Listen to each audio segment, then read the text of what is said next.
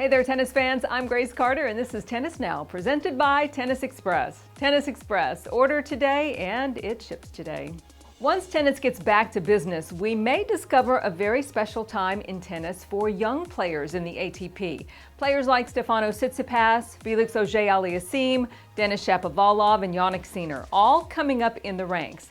They have a lot of talent, but they have some catching up to do, because if you think about the last decade, young players have achieved some pretty amazing milestones on the ATP Tour. So today's list is a countdown of the 10 youngest players to ever hold the #1 ranking. Number 10, Marcelo Rios, 22 years and 3 months old.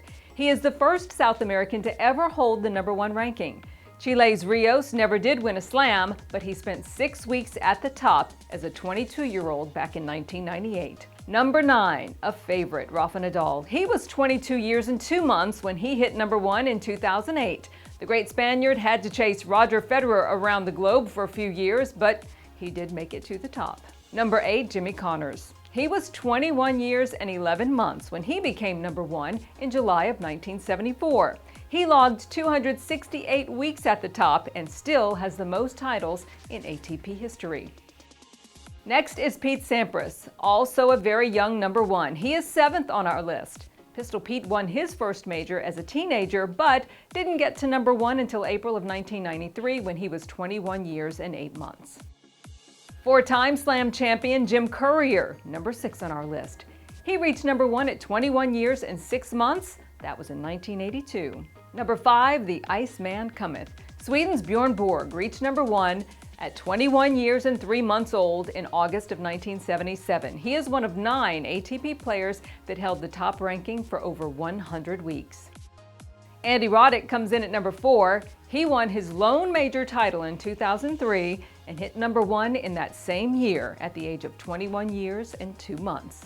Number 3, Johnny Mac, the super brat, as some call John McEnroe, was only 16 days past his 21st birthday in March of 1980 when he became the world's #1 player.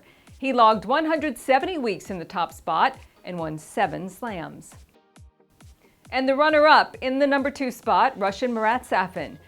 In 2000, he hit #1 at 20 years and 10 months. By the way, he is also the tallest #1 in ATP history.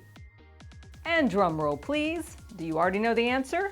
The youngest player to ever hit #1? Aussie Lleyton Hewitt, 20 years and 9 months old. He reached #1 in November of 2001.